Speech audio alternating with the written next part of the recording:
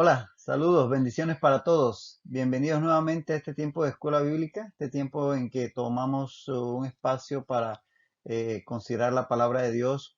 Y pues sí, una vez más aquí ante el Evangelio de Mateo, prepárate ahí en el capítulo 15 de este precioso Evangelio para que podamos juntos consultar la palabra de Dios. Padre, bendito sea tu nombre. Te alabamos y Dios, siempre a ti toda la gloria, Dios, por lo que haces en nuestras vidas. Dios, ahora permite que por tu Espíritu Santo comprendamos tu palabra y Señor, que nos guíe en nuestro caminar diario. Te lo pedimos y te damos las gracias en el nombre de Jesucristo. Amén. Y pues bien, estábamos, como decíamos, en el capítulo 15 de Mateo y estábamos considerando este primer pasaje que está en los versículos 1 al 9. Ya habíamos iniciado su estudio la vez anterior y vamos a continuar allí donde nos quedamos.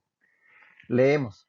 Entonces se acercaron a Jesús ciertos escribas y fariseos de Jerusalén diciendo, ¿por qué tus discípulos quebrantan la tradición de los ancianos? Porque no se lavan las manos cuando comen pan.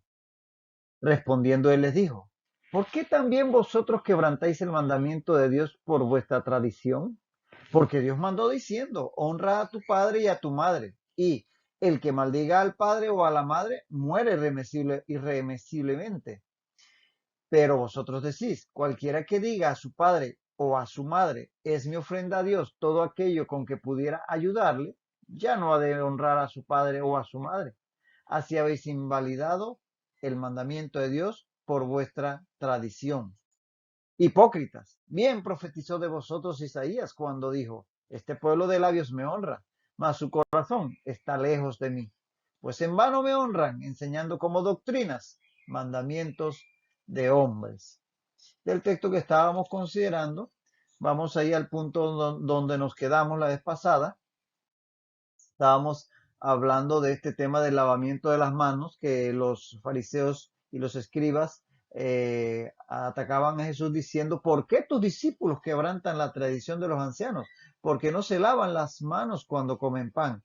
Ya esto lo conversamos la ocasión anterior, que estos religiosos, basados en la tradición, y eso hablamos ampliamente la vez anterior, cómo llegaron a hacer más importantes las tradiciones de los ancianos que la misma palabra de Dios. Y pues esta era otra tradición, el lavado de manos, que ya lo explicamos la vez pasada, antes de cada comida. Pues bien, en este sentido, en el texto paralelo de Marcos 7:4 lo vemos más claramente esta crítica que hacen estos religiosos a Jesús y a sus discípulos. Vemos como dice en Marcos 7:4 el pasaje paralelo acerca de esta tradición del lavado de manos. Dice, y volviendo de la plaza, aclara Marcos, si no se lavan, no comen. Y otras muchas cosas hay que tomaron para guardar, como los lavamientos de los vasos de beber, y de los jarros, y de los utensilios de metal, y de los lechos. Todo lo lavaban conforme a la tradición que se fue imponiendo a lo largo de los siglos, tratando con esas tradiciones que iban estableciendo primero oralmente y después más adelante, para el año 200 después de Cristo, se establecerá por escrito en la llamada Mishnah, que ya explicamos anteriormente. Entonces, esas tradiciones que al principio intentaban aclarar los mandamientos de la palabra de Dios se volvieron tan engorrosas, tan detalladas, tan elaboradas, que prácticamente era imposible de guardar en toda su plenitud. Ahora, aquí con respecto al lavamiento de manos antes de comer, que como dijimos no está en ningún mandamiento de la Escritura. Hablamos de qué pasajes del Antiguo Testamento hablaba del lavamiento de los sacerdotes y de algunas circunstancias del pueblo inclusive. Pero este lavamiento de manos antes de comer no lo estaba. ¿Por qué llegaron a esa conclusión? Bueno, porque sencillamente se consideró que según esa tradición de los ancianos, la impureza se transmitía de forma prácticamente era contagiosa, prácticamente, de forma literal, por contacto, se contagiaban prácticamente. Ellos habían caído en un hiperliteralismo, que es como se llama a este enfoque de tomar la escritura y aplicarla de forma literal, sin tener en cuenta contexto cultural, contexto histórico, alegorizaciones que a veces hace la palabra, o sencillamente lenguaje figurado o lenguaje ilustrativo espiritual, que a veces también lo hay. Sencillamente agarraban así cruda el texto y lo aplicaban a rajatabla sin importar el contexto en que fue dado aquel texto. Y eso pues los llevó a ese llamado hiperliteralismo, que es cuando tú solamente lo que dice al pie de la letra, la última coma, la última tilde, exactito, sí lo tienes que aplicar en todo momento, con toda persona, en toda cultura, en todo lugar. Ese hiperliteralismo caracterizaba a los escribas y fariseos de la época de Jesús y caracteriza a muchos religiosos, inclusive hoy día. Entonces, caían en ese hiperlaterismo en texto como Levítico 11, 31 al 38, lo puedes leer después, anótalo. Levítico 11, 31 al 38, que si alguien tocaba un animal muerto y después tocaba una vasija y esa vasija echaban agua y esa agua se echaba sobre otra cosa, todo se iba contagiando según esto la impureza ceremonial. Recuerden que esto no tiene nada que ver con higiene, ¿eh? Insistimos que es bueno lavarse las manos cada vez que pueda, sobre todo antes de comer, después de ir al baño y cada vez que usted pueda lavarse las manos, pero no tiene nada que ver con estar limpio de corazón delante de Dios. Pero bueno, ellos habían caído en ese hiperliteralismo tomando textos como Levítico 11, 31 al 38 e inclusive si puedes anota Ageo 2, 12 al 13, Ageo 2, 12 al 13 y lo revisas con eso del contagio prácticamente, era como si fuera algo viral de la impureza ceremonial. Entonces, por ejemplo, vamos a poner un ejemplo. Digamos que en la plaza de la ciudad de Jerusalén, por poner un caso de Capernaum, vas a un romano, un gentil que se consideraba impuro, Entonces pasa ese romano y pues por casualidad toca una vasija que tenían ahí en una casa o en un mercado. Y esa vasija, pues, después, sin saber que un romano la tocó, un gentil, la vasija ya quedó impura. Pero resulta que después esa vasija se la llevan para su casa unos judíos muy religiosos y le echan agua para beber. Entonces, esa agua que cae en esa vasija que tocó un gentil ya está impura, porque la vasija está impura porque lo tocó un gentil que es impuro. Ahora el agua está impura. Y si sin saber un judío se bebe esa agua, vierte agua de esa vasija en un vaso y se lo tomaba, ya el judío quedaba impuro. Y sin querer, ese judío tocaba a otro judío, al tocar el judío impuro al otro judío impuro, ya lo hacía impuro. O sea que era prácticamente como un supervirus que iba contagiándose con el contacto físico. Entonces, ¿qué resultaba de todo eso? Si alguien no estaba limpio ceremonialmente, no tenía acceso a Dios ni a los lugares donde se le honraba como en el templo. Entonces, todo esto hacía que se excluyera a una persona que no estuviera completamente puro y por lo tanto tenía que evitar tener contacto con cosas impuras. Ahora, el problema es cómo te asegurabas que no habías contactado con algo impuro. Fíjate que había muchas fuentes de impureza ceremonial. Te voy a poner unos ejemplos solamente. Los animales impuros, los cerdos y todos esos animales podían ser, y cualquier cosa que tocara un animal impuro. Si ese cerdo pasó por ahí y rozó el árbol y tú te recostaste a ese árbol y ese árbol está impuro y tú quedaste impuro. Un leproso, el leproso pasó por un lugar, puso su mano en una silla y tú te sentaste en esa silla, ya estás impuro. Un muerto, alguien tocó un muerto y esa persona te saludó a ti sin haberse purificado. Una mujer con flujo de sangre que para empezar muchas veces no sabías cuándo estaba con su periodo menstrual. Recuerden el caso de la mujer con flujo de sangre que fue sanada al tocar el manto de Jesús. Bueno, cualquier mujer que tuviera un sangrado fisiológico como la menstruación o anormal como en una metorragia causada por una miomatosis uterina, un fibroma, podría ser impura y nadie sabía que había tocado a esa mujer y que no había tocado. O sencillamente un gentil. Es tanto así que los judíos cuando salían de Israel iban a otra tierra, tierra de gentiles, y regresaban al cruzar y entrar en tierra de Israel, se sacudían el polvo de los pies. Era parte de la costumbre para decir me estoy despojando del polvo de los gentiles, de la tierra de los gentiles que contaminó las sandalias con que camino.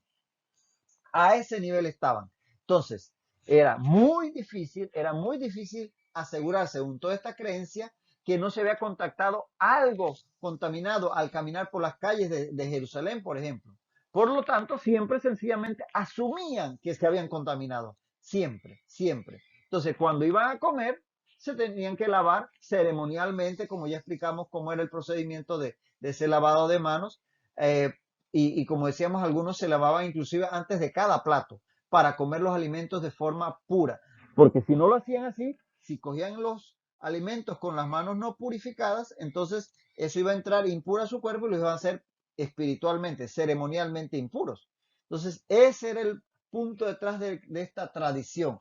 La verdad que era engorroso y las personas tenían que vivir básicamente cuidándose de lo más mínimo. No había paz realmente, porque habían tomado estas tradiciones como algo sencillamente mecánico, mecánico. Y entonces respondiendo Jesús les dijo, ¿por qué también vosotros quebrantáis el mandamiento de Dios? Por vuestra tradición. Fíjate que Jesús le responde con una pregunta. A la pregunta de ellos, Él le responde con otra pregunta. Esa era una característica de Jesús para hacer pensar a la gente y para poderlos poner en su lugar. Fíjate que según ellos los discípulos estaban violando, según Jesús, lo que ellos decían, vuestra tradición. O sea, la tradición no era de Dios, era de ellos. Entonces, era la tradición de los hombres la que según ellos, según los fariseos, los discípulos estaban violando. Pero según Jesús, ellos estaban violando el mandamiento de Dios. ¿Y qué pesa más? ¿Ah? ¿Qué pesa más? ¿La tradición del hombre o el mandamiento de Dios? ¿Qué es más importante de guardar? Y ojo, hoy podemos estar cometiendo el mismo error cuando anteponemos, nuestras tradiciones al mandato de la palabra de Dios. Porque los hombres somos dados a armar tradiciones. En todas las religiones se van elaborando a lo largo de los siglos tradiciones. Tanto así que llegan a ser a veces más importantes en algunas religiones y en algunas denominaciones cristianas las tradiciones que la palabra de Dios clara y diáfana. Y aún como creyentes que estamos tratando de caminar cada día en la palabra de Dios, en su enseñanza, y estamos preocupándonos por crecer y más y ser aceptos en el amado, ser cada día más correspondientes con la voluntad de Dios. Aún nosotros podemos estar armando tradiciones en nuestros cultos, tradiciones en nuestras asambleas, tradiciones en nuestra manera de relacionarnos con Dios o con los hermanos. Y a veces llegamos a un punto en donde todo tiene que hacerse de una manera y cuando alguien propone un cambio, no, eso jamás se ha hecho así. Como si fuera más importante guardar el rito y la tradición que la relación, primero ante Dios y segundo con mi hermano. Cuidado de caer en este error de poner la tradición de los hombres antes que la voluntad de Dios. Y entonces, aquí Jesús les pone que ellos están violando el mandamiento de Dios y por otro lado están queriendo que se guarde la tradición de los hombres, la que ellos mismos habían establecido. Porque les pone un ejemplo, que Dios dice, y lo dice en la palabra, en Éxodo 20:12 lo dice, honra a tu padre y a tu madre. E incluso lo dice en Éxodo 21:17. Esto es tan serio que llega Dios a decir, el que maldiga a padre o madre muera, porque hay que honrarle, no maldecirle. De tal manera que eso es lo que dice Dios y eso se los hace ver Jesús. Pero la tradición que ellos a lo largo de los siglos habían establecido en cuanto a la relación de los hijos con los padres les daba licencia para incumplir el mandamiento de Dios.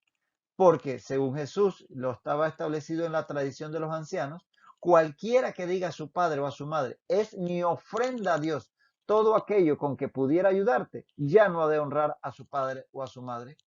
Es que si un hijo tenía, por ejemplo, padres en necesidad, póngase padres ancianos, él era su hijo, su único hijo, eh, él podría, según, y era probado por la tradición que había establecido, declarar que era dedicado a Dios. En Marcos 7:11 dice corbán. Corbán quiere decir precisamente donativo o dedicado.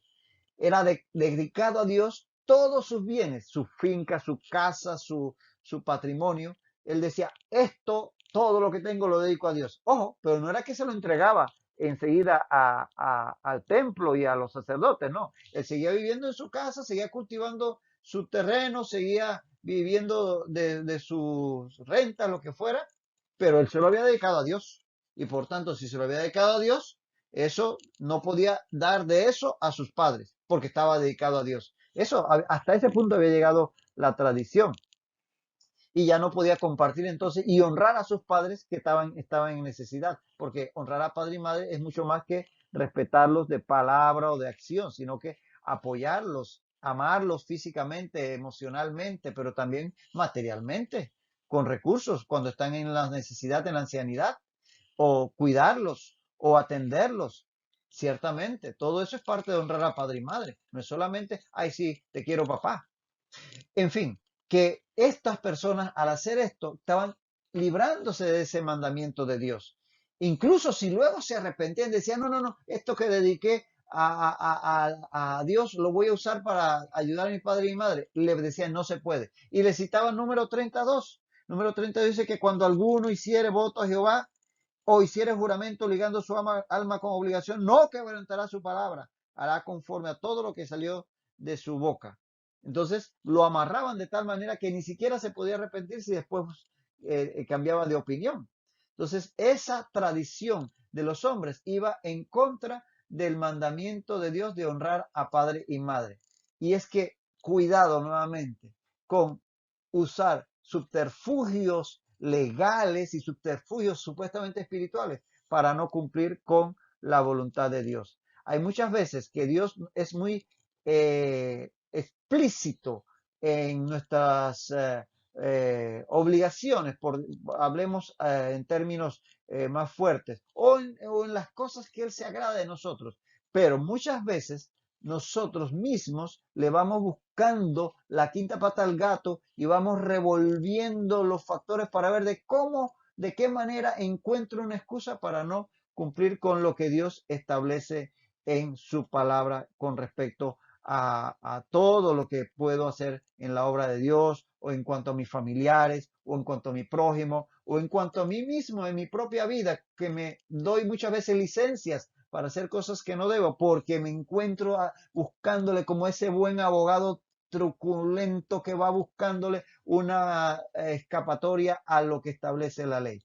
Entonces tengamos cuidado con no estar jugando con subterfugios, malabarismos legales, o en la parte de la justificación de nuestros actos, acciones, pensamientos y demás. Siempre seamos honestos ante Dios y seamos consecuentes con su voluntad. Y Jesús le dice, hipócritas, bien profetizó de vosotros Isaías.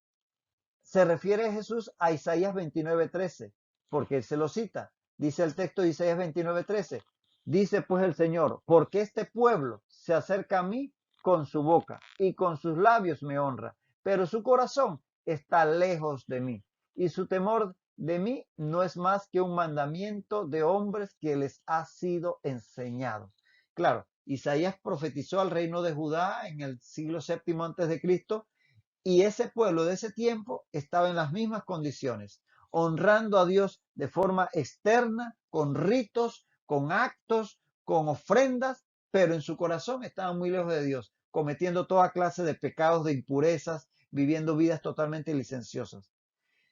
Esta generación que estaba confrontando a Jesús, estaba comportándose igual que aquella del tiempo de Isaías. Por lo tanto, le era totalmente aplicable la misma profecía, la misma palabra. Y Jesús se las cita y se las aplica con toda justa razón. ¿Por qué? Porque estaban preocupados por la aplicación de todas estas planteamientos externos, todo ese tipo de normas, de ritos externos para agradar a Dios supuestamente, pero en su corazón mentían, engañaban, adulteraban, robaban, odiaban, etcétera, etcétera. Entonces se preocupaban por lo externo, como el texto de Isaías, pero en su corazón no estaban honrando a Dios. Y es que definitivamente no debemos caer en esa religiosidad, esa religiosidad de buscar honrar a Dios en lo externo solamente y no como debe ser en todo lo que contiene la palabra de Dios. Y fíjate que el cristianismo no se puede basar nunca en las ceremonias y el ritual, sino siempre en la relación personal entre el creyente y Dios. Y ojo, que esa relación se va a reflejar en el trato con el prójimo.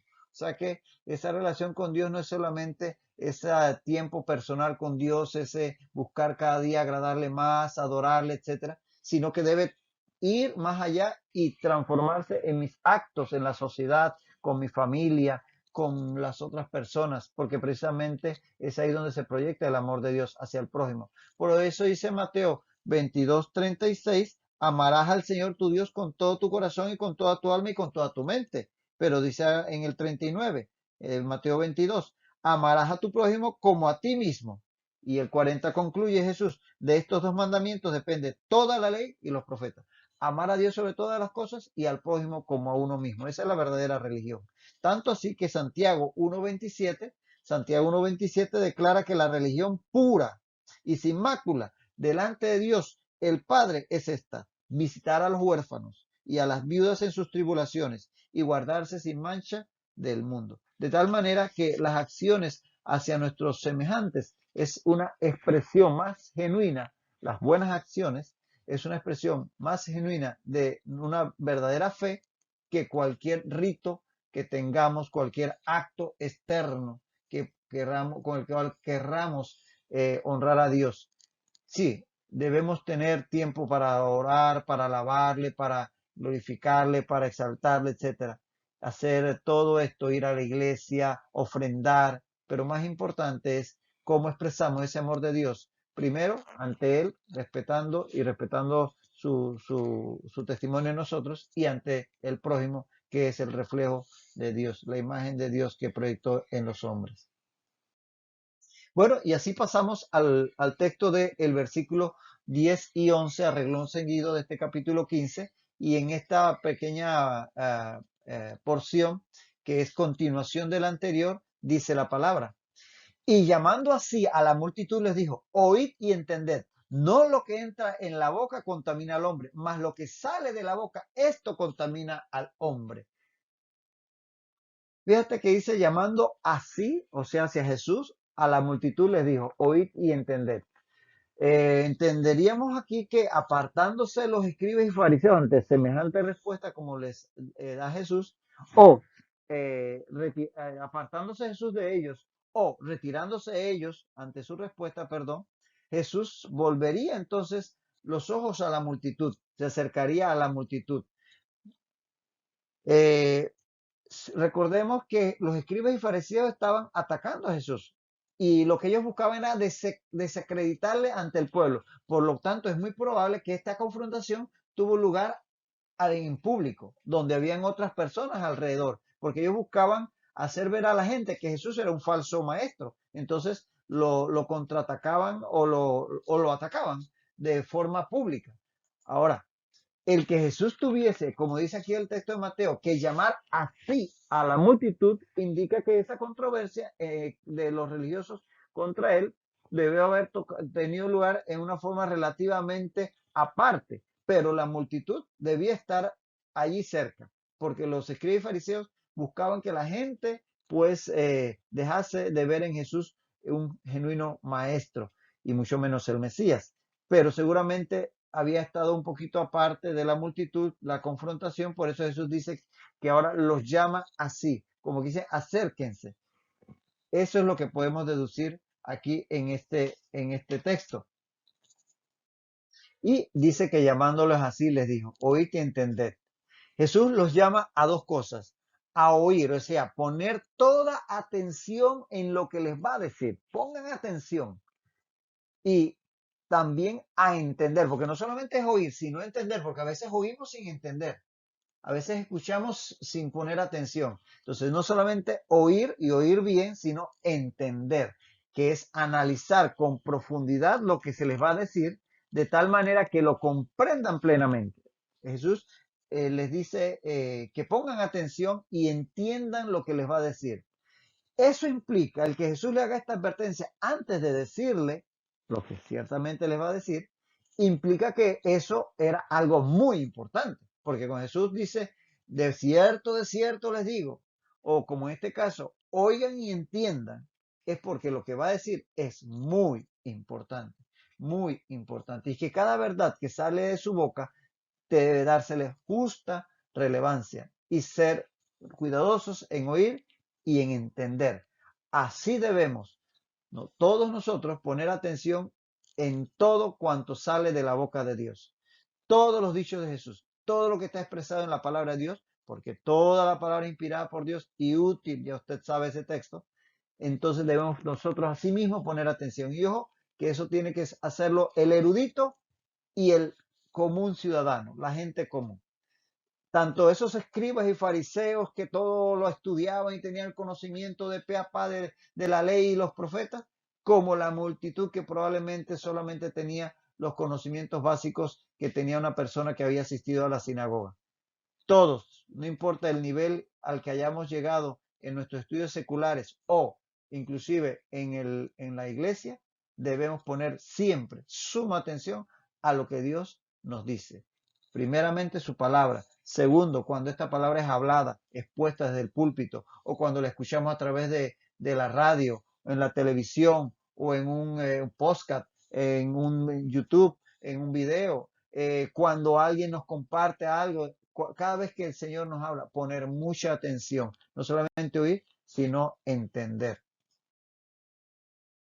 Y aquí dice, no lo que entra en la boca contamina al hombre, más lo que sale de la boca, esto contamina al hombre. Fíjate lo que dicen los religiosos, que era lo que entraba por la boca, los alimentos sin lavarse las manos. Pero Jesucristo dice lo que sale por la boca y después lo va a explicar con más detalle junto a sus discípulos. Pero fíjate qué antagónico, ¿no? Los religiosos, lo que entra contamina al hombre. Jesucristo dice, no, lo que sale contamina al hombre. Y aquí contaminar es un verbo que significa volver común, hacer que algo se haga común como allá en Hechos 10:14, ¿sabes? ¿Te acuerdas de Pedro cuando los animales que veía en visión que bajaban en una sábana y Dios le decía que matara y comiera y él dice, ninguna cosa común o inmunda he comido yo jamás? Bueno, esa palabra común, inmundo, contaminado, es lo mismo. Entonces aquí contaminar es volver algo común, que es lo contrario a algo puro, algo limpio, ceremonialmente hablando, ¿ah? Entonces, con esta parábola, y es una parábola porque veremos más adelante, y puedes notar en Mateo 15:15, que Pedro pide que le pide a Jesús que les explique la parábola. Esto de lo que sale de la boca contamina al hombre. Entonces, es una parábola y esta parábola ejemplifica lo antagónico que puede llegar a ser la religión y la verdadera fe. La religión con todas sus tradiciones, con todos sus ritos, con todas sus normas externas, mientras que la verdadera fe es un corazón que de verdad se entrega a Dios y sus intenciones, sus deseos, sus propósitos son agradar a Dios en todo lo que tiene que ver con el comportamiento diario. Entonces puede ser muy antagónico a veces la religión, como ejemplificamos en este momento, con la verdadera fe en Dios. Entonces ahí dice, no lo que entra en la boca contamina al hombre, más lo que sale por la boca.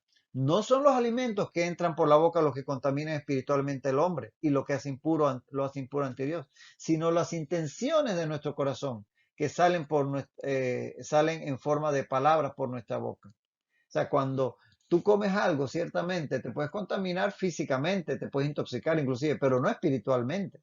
Pero cuando expresas ideas que de tu corazón nacen, que insultan, que mienten, que engañan, que afectan, que hieren, eso sale de un corazón pecador no convertido, entonces eso sí te contamina delante de Dios. Los discípulos no eran inmundos por comer sin el ritual de lavado de las manos, pero los fariseos sí lo eran por las malas intenciones de sus corazones que se expresaban en esas palabras de odio hacia Jesús. Y ojo que las palabras en este contexto también implican las acciones, esas acciones que salen de nosotros que hablan de lo que hay en nuestro corazón, porque realmente el corazón es la fuente de la contaminación, no los alimentos, espiritualmente hablando, espiritualmente.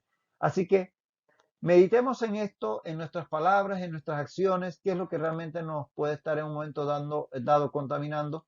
Y vamos a continuar en este punto en la próxima lección. Hasta entonces, que el Señor bendiga tu vida rica y abundantemente.